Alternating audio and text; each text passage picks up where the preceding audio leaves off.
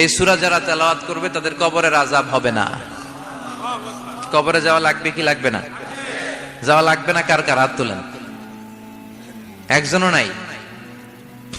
সবাই কবরে যাবেন। একদিন মাটির ভেতরে হবে ঘরে মন আমার, কেন বান্ধ দালান ঘর? প্রাণ পাখি উড়ে যাবে পিঞ্জর ছেড়ে, ধরা ধামে সবই রবে তুমি যাবে চলে। বন্ধু বান্ধব যত, মাতা পিতা দ্বারা সুত, সবই হবে তোমার পরে মন আমার, কেন বান্ধ দালান ঘর? একদিন মাটির ভেতরে হবে ঘরে মন আমার, কেন বান্ধ দালান ঘর? চিল্লায় বলেন ঠিক কিনা?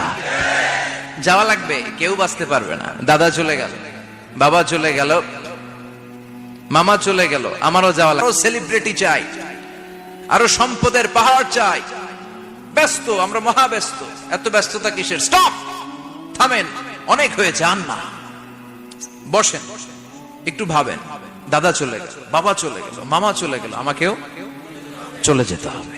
মাঝে মাঝে কবরস্থানে যাবেন, যে একটু দেখবেন এই কবরস্থানে শিশুরা শুয়ে আছে, কিশোররা শুয়ে আছে, আপনার মতো তাগড়া যুবকরা শুয়ে আছে, ওদেরও রক্ত গরম ছিল আপনার মতো। আজ ওরা নাই, সব শেষ। আপনাকেও যেতে হবে, এই কবরে আমাদেরকে যেতে হবেই। কবরের প্রশ্নের উত্তর দিতে হবে। চিল্লায় বলেন ঠিক কিনা? কবরে প্রথম প্রশ্ন করা হবে, মার রব্বুক, তোমার রবের নাম কি? আমাদের রব কে? ওমা দীনুক, তোমার ধর্মের নাম কি? আমাদের ধর্মের নাম কি? বিশ্ব নবীর চেহারা দেখিয়ে বলা হবে, এই লোকটাকে তুমি চিনো কিনা? চিনি না আমরা?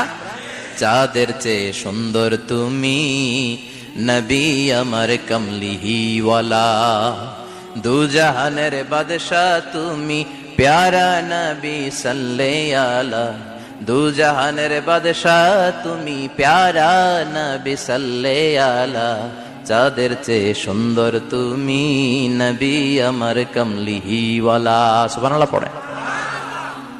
আমাদেরকে জিজ্ঞেস করা হবে, রব কে? বলবো আল্লাহ। ধর্ম কি? বলবো ইসলাম। এই লোকটারে চিনো নাকি? আমরা বলবো চিনি, আমাদের প্রাণের নবী মুহাম্মদ সাল্লাল্লাহু। তিনটা প্রশ্নের উত্তর করতে পারলে এডিশনাল আর একটা প্রশ্ন, ওমা ইলমুক। এই তিনটা প্রশ্নের উত্তর জানলা কেমনে? নকল করছো নাকি? বাংলাদেশে নকল আছে না নাই? কোথায় নকল করে? হ্যাঁ, কিছু লিজেন্ড আছে দেখি, একেবারে জামার ভিতরে নকল, টুপির ভিতরে নকল, স্কেলের ভিতরে নকল, মৌজার ভিতরেও নকল। আছে না নাই? কথা বলেন। ফেরেশতারা বলবে, তুমি তিনটা প্রশ্নের উত্তর করলে কি করে? আপনাকে বলতে হবে, আমি কোরআন থেকে শিখেছি, আমি হাদিস থেকে জেনেছি। চিল্লায় বলেন ঠিক কিনা? তখন ফেরেশতারা বলবে, আহলান ওয়া সাহলান, মারহাবান, কংগ্রাচুলেশন, তুমি উত্তর করতে পেরেছো। ইফসাহু লাহু কবরুহু ৭০ যিরান, আপনার কবরটারে ৭০ হাত লম্বা বানিয়ে দেয়া হবে। ইফতাহু লাহু বাবুন ইলাল জান্নাহ, জান্নাতের দিকে দরজা করে দেয়া হবে। ইউলবাসু মিন লিবাসিল জান্নাহ, জান্নাতের পোশাক পরিয়ে দেয়া হবে। আর বলা হবে, নাম কানাউমিল আরুস, বাসর রাতে কনেকে নিয়ে বর যেমনি শান্তির ঘুম, আরামের ঘুম দেয়, তুমিও ঘুম দাও, ঘুমাও। You should get some sleep now, you are very tired man, ঘুমাও, অনেক হয়েছে, ঘুমাও। তোমার এই ঘুম কেউ ভাঙাবে না, ইসরাফিলের সিঙ্গার ফুৎকার ছাড়া। আল্লাহ লম্বা ঘুম যেন দিতে পারি, তৌফিক দাও। আর যারা ইসলাম বিরোধী, কোরআন বিরোধী, বিশ্বনবী বিরোধী, তাদেরকেও প্রশ্ন করা হবে, তোর রব কে? মার রব্বুক, সে বলবে, লা আদরি, আমি কিছু জানি না, আমি মাফ চাই, দোয়াও চাই। কথা কন, জানি না, আমি কিছুই মনে করতে পারছি না, আমি কিছু জানি না, আমার ধর্ম নাই, কর্ম নাই, আমার ধর্ম যার যার, উৎসব সবার,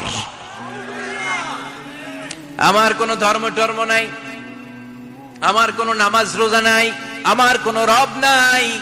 দ্বিতীয় প্রশ্ন, ওমা দীনুক, তোর ধর্মের নাম কি? সে বলবে, ধর্ম কি? আমি জানি না, আমি ধর্মরে গালি দিতাম, আমি দুনিয়া ইসলাম রে বাস দিতাম, আমি আলেম ওলামাদের বিরোধিতা করতাম, আর শাহবাগের মঞ্চে উঠে ভাষণ দিতাম। আছে না নাই? সব গুমর ফাঁস হয়ে যাবে। ইয়াউমুত তাকাবুন, এরপর বিশ্বনবীর চেহারা দেখিয়ে বলা হবে এই লোকটারা চিনো নাকি? সে বলবে চিনি না, তবে আমার বন্ধুরা তার বিরুদ্ধে ব্লগে লিখতো, আমিও ব্যাড ব্যাড কমেন্টস করে দিতাম, এই লোকটার বিরুদ্ধে আমি কার্টুন বানাতাম, এই বিশ্বনবীর বিরুদ্ধে আমি কথা বলতাম। চিল্লায় বলেন ঠিক কিনা? ফেরেশতারা বলবে লা দারাইতা ওয়ালা তালাইতা, তুই তো কিছুই পারলি না, তুই তো কপাল পোড়া। ফায়ুত্রাকু বিমাতারিকা মিন হাদিদ, লোহার হাতুড়ি দিয়ে পিটিয়ে ওর মাসেলগুলো থেতলে ফেলা হবে। ওয়ায়ুকালু লিল আরদি ইলতাইমি, কবরের দুই পাশের মাটিরে বলা হবে চাপ দে, এমন চাপ দিবে ফাতাখতালিফা আদলাউহু, ডান পাশের পাজরের হাড্ডি বাম দিকে ঢুকে যাবে, বাম পাশের পাজরের হাড্ডি ডান পাশে ঢুকে যাবে। কিয়ামত পর্যন্ত এই মারামারি চলবে। আল্লাহ এরকম ভয়ঙ্কর পরিস্থিতি থেকে আমাদেরকে বাঁচাও। ওই কবরের আযাব থেকে বাঁচার দরকার আছে না নাই? বিশ্বনবী বললেন যে ব্যক্তি রাত্রিবেলায় সূরাতুল মুলক তেলাওয়াত করবে তার কবরের আযাব হবে না।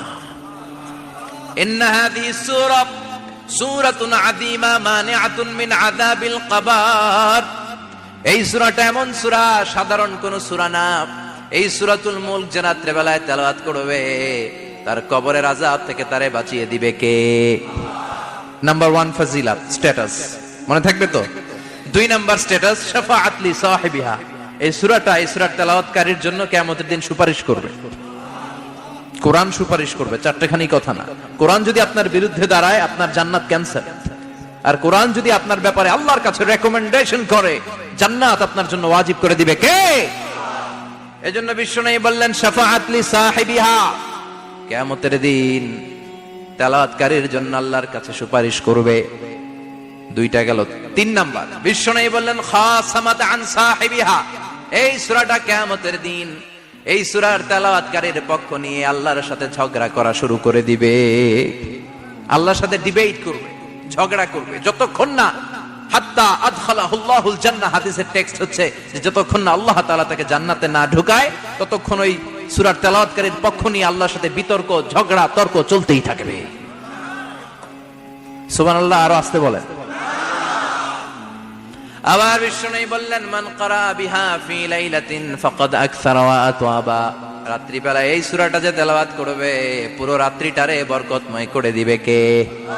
এজন্য বিশ্বনবী আবদার করে, আবেদন করে আমাদের কাছে বলে গিয়েছেন, আমি চাই আমার প্রতিটা উম্মতের হৃদয়ে এই সূরাটা গাঁথা থাক, আমি চাই আমার প্রতিটা উম্মতের সিনার ভিতরে এই সূরার 30টা আয়াত গ্রথিত করা থাক। সুবহানাল্লাহ পড়েন। মাত্র 30টা আয়াত মুখস্থ করতে রাজি আছেন? 1 মাসে কয়দিন? প্রতিদিন একটা করে আয়াত মুখস্থ করলে এই সূরা মুখস্থ করতে লাগবে কয়দিন? হ্যাঁ, হোমওয়ার্ক, এটা আপনাদের বাড়ির কাজ। যেহেতু ক্লাসে হোমওয়ার্ক দেওয়া যায় না, আরবিতে বলে আল ওয়াজিব আল মানজিলি। আমি গতানুগতিক তাফসীর করি না, আমি সমাজের খুঁতগুলো ধরে ধরে ডিসকাশনের মতো আমি করি। বিভিন্ন জেলায় যে ওখানকার ইয়াংদের সাথেও বসি, কথা বলি, এটাই আমার তাফসীর, এটাই কোরআনের এক্সপ্লেনেশন এন্ড ইন্টারপ্রিটেশন। এতেই মানুষ উপকৃত হয় বেশি। চিল্লা এখন ঠিক কিনা? তো এটা আপনাদের বাড়ির কাজ, মাইথার দিয়া বাসীদের বাড়ির কাজ। হায়াতে আল্লাহ বাঁচায় রাখলে আবার কখনো দেখা হলে জিজ্ঞেস করবো যে মুলক মুখস্থ হয়েছে কিনা। কে কে মুখস্থ করবেন না হাত তোলেন। সবাই করবেন। এবার কে কে মুখস্থ করবেন হাত তুলে আমার না আল্লাহরে দেখান। আল্লাহ তুমি কবুল করো। আরো জোরে পড়েন আমিন। হাত নামান। এই সূরাটা it's an eye opener for you, এটা আপনার চোখ খুলে দিবে। এই সূরাটা আপনার চোখকে খুলে দিবে, আপনার ঘুমন্ত বিবেককে জাগিয়ে তুলবে। স্রষ্টার ব্যাপারে আপনার যদি কোনো সাসপিশন থাকে, সন্দেহ থাকে, এই সন্দেহের পাহাড়কে ভেঙে এই সূরা চুরমার করে দিবে। চিল্লায় বলেন সুবহানাল্লাহ। আল্লাহ ডেকে বলে গোলাম, কিছু কিছু নাস্তিক আছে আমারে খুঁজে পায় না, এরকম কপাল পোড়া নাদান নাস্তিক বাংলার জমিনেও আছে না নেই? এরা বলে আনসিন ইজ নাথিং, যেটা দেখা যায় না ওইটা মানি না, বলে না। Do you see the air in the atmosphere? বাতাসে, বায়ুমণ্ডলে যে বাতাস ঘুরে বেড়ায় এটাকে তুমি দেখো, তো মানো কেন? Why do you believe on that? Why do you believe on air? বাতাস বিশ্বাস করস কেন? কপাল পোড়া নাস্তিকরা বাতাস মানে না, কথা কন। Do you see the bad headache someone feel in his head and he is shouting? মাথার ব্যথায়, মাইগ্রেনের পেইনে যখন কেউ চিৎকার করে তার মাথার ব্যথা দেখা যায়। আমার এখন প্রচন্ড মাথা ব্যথা যদি হয়, আপনারা দেখতে পাচ্ছেন তো, নাস্তিকরা কি মাইগ্রেনের পেইন বিশ্বাস করে না? মাথা ব্যথা বিশ্বাস করে কি করে না? বাতাস বিশ্বাস করে কি করে না? কয় আনসিন ইজ নাথিং, যেটা দেখি না ওটা বিশ্বাস করি না, কপাল পোড়া। আল্লাহ ডেকে বলে, গোলাম আমার সৃষ্টির দিকে তাকা, আকাশের দিকে তাকা, বাতাসের দিকে তাকা, সাগরের দিকে তাকা। সাগরের মধ্যে আমি আল্লাহ আছি না নাই? বিশাল বড় বড় পাহাড়ের দিকে তাকা, ঝর্ণার দিকে তাকা, ঝর্ণার মধ্যে আমি আছি না নাই?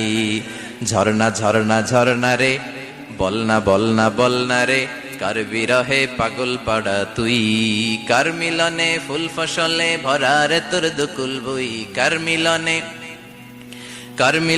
ফুল ফসলে ভরা রে তোর দুকুল বই। ঝর্ণা ঝর্ণা ঝর্ণা রে, বলনা বলনা বলনা রে, কার বিরহে পাগল পাড়া তুই।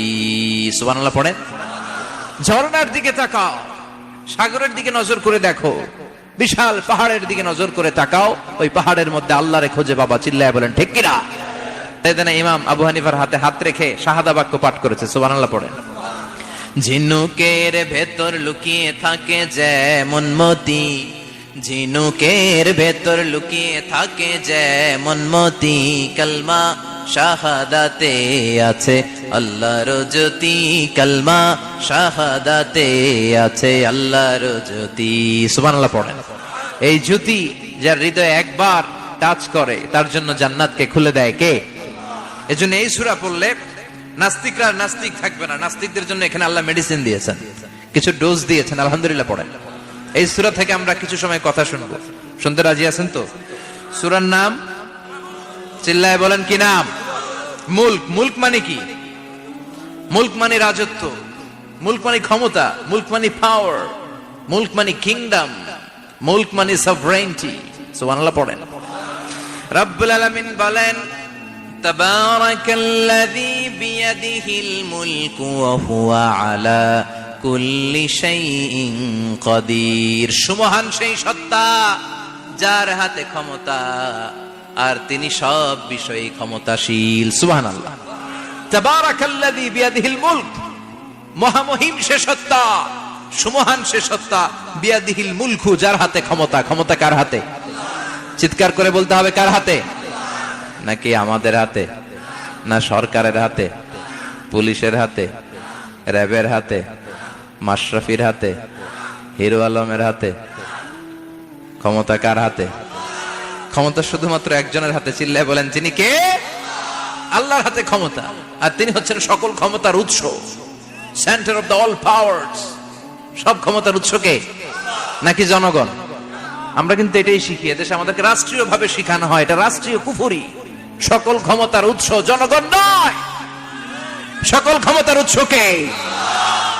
উনি ক্ষমতার উৎস, তিনি ক্ষমতাশীল, মহা ক্ষমতাধর, তার ক্ষমতার সাথে কারো তুলনা হয় না। আমাদের কি ক্ষমতা আছে? কথা বলেন। বল্লা পোকার কামড় খাইছেন? হ্যাঁ, মৌমাছি কামড়াইছে? মৌমাছি কামড়াইলে চিল্লাচিল্লি শুরু করে, তো কি ক্ষমতা আছে আপনার? বল্লা কামড় মাইরা দেয় দৌড়, ওটা ধরে যে মার মইটাও পারি না। কুত্তায় কামড়াইলে আমরা কুত্তারে কামড়াইতেও পারি না। কথা বলেন। আমরা নাকি ক্ষমতার মালিক। পিছন থেকে কেউ যদি বলে হুজুর সাপ, মজা করে বলছি, এতই ভয় পাইছি। আসলে যদি ফস করে আসতো সব দৌড়। স্লোগান দেওয়ার বেলায় লিল্লাহে তাকবীর, আল্লাহু আকবার, আমার ভাই তোমার ভাই, কাপায় ফেলামো নামায় ফেলামো। কথা বলেন। আর যদি পেছন থেকে কেউ আওয়াজ করে বলে সাপ, দৌড়। আপনারা কি দৌড় দিবেন? আমরা এদিক দিয়ে দৌড় দিব। কথা কন। চাচা আপন প্রাণ জীবন বাঁচানোর জন্য ভয়ে পাগল। সাপ লাগবে না, ভাওয়া ব্যাং চিনেন? মাইথার দিয়ে নাই বোধহয়। আছে আছে। কি করে? খালি লাফায়। 10টা ভাওয়া ব্যাং যদি ছেড়ে দেওয়া হয়, স্টেজে 2টা আর বাকি 8টা এদিকে, ভাওয়া ব্যাং আর কি লাভ দিবে? এরসে লাফালাফি শুরু করবো আমরা। কথা বলেন। আর আমরা দাবি করি আমরা ক্ষমতার উৎস। কোন ক্ষমতা নাই। একবার ডায়রিয়া হলে 3 বার টয়লেটে গেলে আর চেহারার দিকে তাকানো জানা, কারে মাফ করে দে, আই মরে যাইও, আই হাইতান ন, আছে না নাই? তো পারবেন না কেন? আপনি না ক্ষমতার উৎস, আপনি না ক্ষমতার উৎস। আরে আপনার তো কোনোই ক্ষমতা নাই। খুলিকাল ইনসানু দাঈফা, মানুষকে দুর্বল থেকে দুর্বল করে তৈরি করেছে কে? এজন্য রব্বুল আলামিন বলেন তাবারাকাল্লাযী বিয়াদিহিল মুলকু ওয়া হুয়া আলা কুল্লি শাইইন কাদির। সুমহান সেই সত্তা যার হাতে ক্ষমতা। চিল্লায় বলেন ক্ষমতা কার হাতে? আমাদের হাতে কোনো ক্ষমতা নাই। আমরা হলাম দুর্বল। আমরা কি? দুর্বলের ঘরের দুর্বল। আমরা যখন জন্মেছিলাম দুর্বল। আমার ছোট্ট একটা মেয়ে আছে, আমি অবাক হয়ে থাকি যে আমিও তাইলে ছোটবেলায় এরকম ছিলাম, না খাওয়ালে খেতে পারে না, পেশাব পায়খানা করে, ঘর নষ্ট করে, বমি করে, দাঁড়াতে পারে না, শুইতে পারে না, লালা পড়তে থাকে, ক্লিন করতে হয়, সব সময় তাকে আল্লাহর আদেশে দেহে ঢুকে, আল্লাহর আদেশে বের হয়ে যায়, ঠিক কিনা? এই যে ছোট্ট বাচ্চাটার দেহের ভিতরে যে রুহু ঢুকলো, কে দিল? 120 দিনের আগে মানব শিশুর দেহের ভিতরে কিন্তু রুহের ফুৎকার হয় না। সহিহ বুখারীর বর্ণনা 40 40 40 340 কত কথা বলেন? প্রথম 40 থাকে নুতফা, তারপরের 40 হয় আলাকা, তারপরের 40 হয় মুদগা, sperm drop, blood clot and then the little flesh. ছোট্ট নাপাক পানি ছিলাম, শুক্রাণু ছিলাম। আমরা কি ছিলাম? শুক্রও ছিলাম না, শুক্রাণু, শুক্রের অণু। এক ফোঁটা শুক্রের মধ্যে 20 কোটি অণু থাকে। ওই 20 কোটির একটা ছিলাম আমি আর আপনি। সুবহানাল্লাহ বাড়িতে গিয়ে বলেন। ডিম্ব আমরা ছিলাম না, আমরা ছিলাম ডিম্বাণু। ডিম্বের এই ডিম্বাণু আর শুক্রাণু দুইটা মিলে আল্লাহ আমাদেরকে বানায় ফেললেন জাইগট। সেখান থেকে এমব্রয়ো, তারপরে আস্তে আস্তে ইনিশিয়াল স্টেজ গুলো শেষে একটার পর একটা স্টেজ পার করে তিনি আমাদেরকে বানালেন আলাকা। সেখান থেকে মুদগা, আমাদের দেহের ভেতরে তিনি স্কেলিটন ভরে দিলেন, কঙ্কাল, মাথার স্কাল দিলেন, খুলি দিলেন, নাক কান গলা দিলেন, আমার রেসপিরেটরি সিস্টেম চালু করে দিলেন। কত ছোট ছিলাম আমি, ক্ষুদ্র ছিলাম আমি। ফালয়ানজুরিল ইনসানু মিম্মা খুলিকা, খুলিকা মিম্মা ইন দাফিক। মানুষের উচিত তার সৃষ্টি প্রক্রিয়ার দিকে নজর করে তাকানো। বাবার পিঠ থেকে সবেগে নির্গত হওয়া পানি দিয়ে মায়ের পেটে তোমারে ঢুকায় দিল কে? নাপাক পানি থেকে ছোট্ট ব্যাঙ্গাচির মতো ছিলাম, জোকের মতো মায়ের জরায়ুর দেয়ালে লেগেছিলাম। সেখান থেকে বড় করতে করতে আমার রেসপিরেটরি সিস্টেম, আমার হেয়ারিং সিস্টেম, আমার সব সিস্টেমগুলো তিনি আমার দেহের ভিতরে সেট করে দিল। চিল্লায় কোন সুবহানাল্লাহ। 120 দিনের সার্টেন পিরিয়ড শেষে তিনি দেহের ভিতরে রুহের ফুৎকার দিলেন। দেয়া মাত্রই আমার রুহুতে ধপ ধপ ধপ শুরু হয়ে গেছে। ওই যে ধপ ধপ শুরু হয়েছে, আজও থামে নাই।